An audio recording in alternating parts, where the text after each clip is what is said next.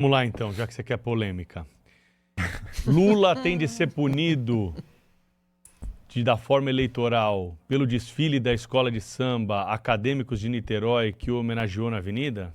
Pedro, ontem de manhã, né? Eu brinco um pouquinho nas redes sociais, né?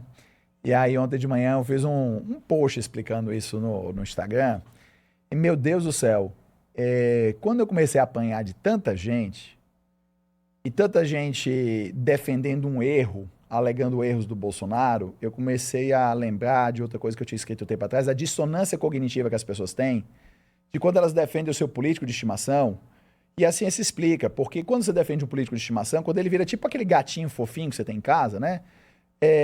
Existe um negócio chamado viés de confirmação, que faz que quando alguém te aponte um erro do seu político, uma ilegalidade, um ilícito, uma imoralidade, você não consiga confrontá-la sem sentir dor física. É dor física, certo? Sua cabeça dói. E isso a ciência explica, em cima do viés de confirmação.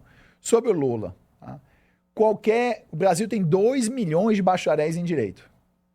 Tá? Eu sei que a comparação é esdrúxula, mas o Brasil tem mais bacharéis em direito do que prostitutas. Tá? É um fenômeno. Tá?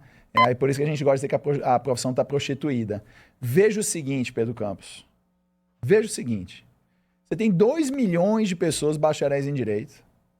E desses 2 milhões, boa parte leu na faculdade um livrozinho chamado Manual de Direito Constitucional do ministro Alexandre de Moraes. Nesse livro, no Manual de Direito Constitucional, não é porque é o melhor livro, mas é porque é uma leitura simples, é um manual, não é um tratado, é uma leitura simples e direta.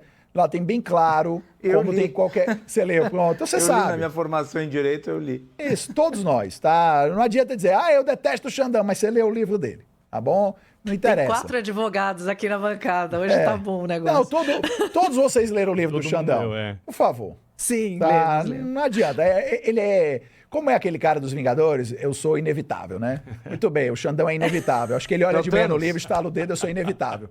E aí, o que acontece aqui? Lá no livrinho dele, no capítulo destinado à administração pública, fala que os princípios que regem a administração pública estão no artigo 37, caput, cabeça, da Constituição Federal.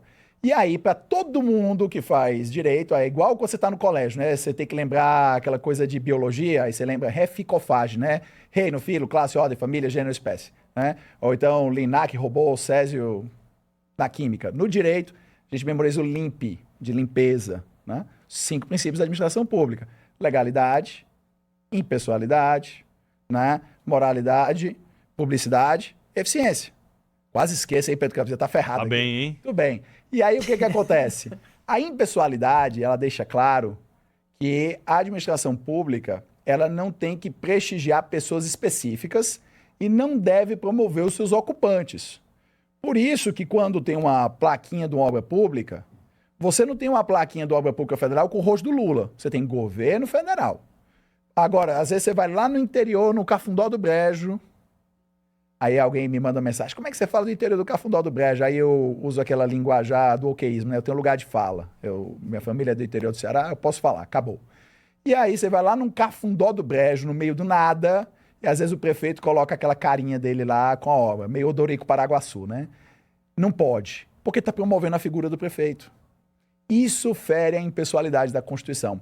Aí alguém fala, poxa, mas a escola de samba é uma entidade privada, ela pode fazer isso? Opa, pode, mas ela recebeu dinheiro público.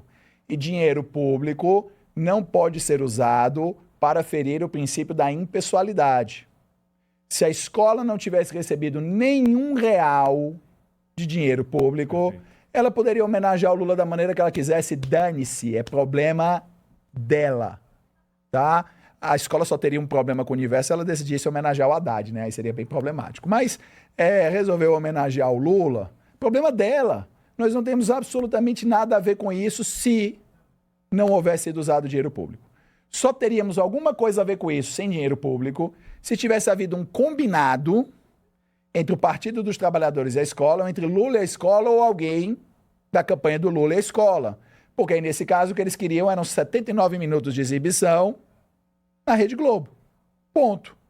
Tá? Mas, se não tiver tido esse combinado e não tivesse dinheiro público, isso não era um assunto. O assunto seria só Baria com os conservadores, com aquela coisa do enlatado.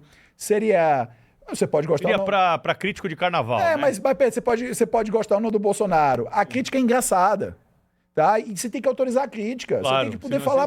Lógico.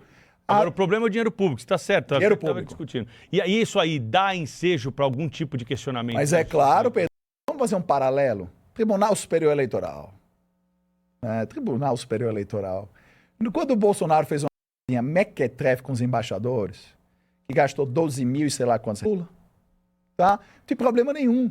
Eu não tenho paixão nenhuma por nenhum político. Eu venho aqui todo dia, toda terça-feira, e eu meto pau em todos eles. São todos ruins.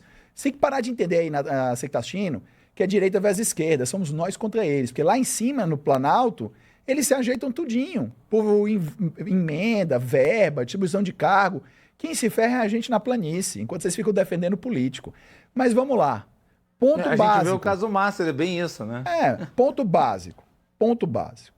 Tá? O TSE declarou a inelegibilidade do Bolsonaro por conta disso.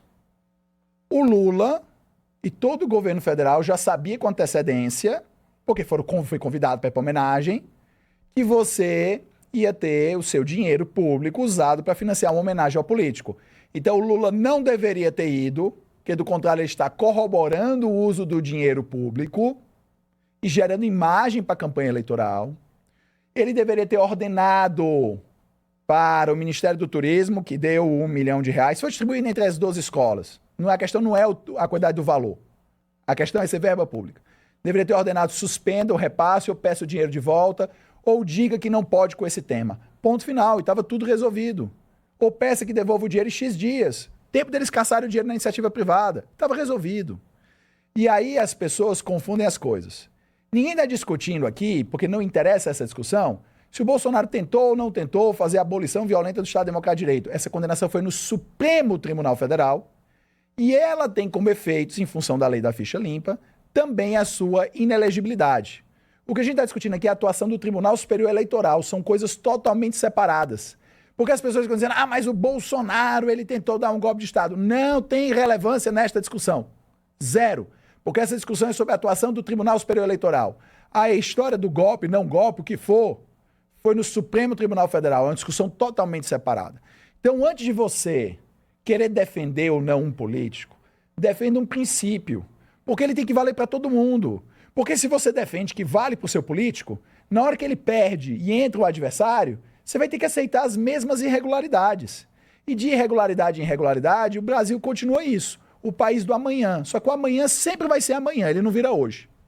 Professor Emanuel Pessoa, muito obrigado pela sua participação hoje aqui, um pouco maior do que a gente costuma fazer, mas no feriado sempre bom a gente colocar os assuntos na mesa.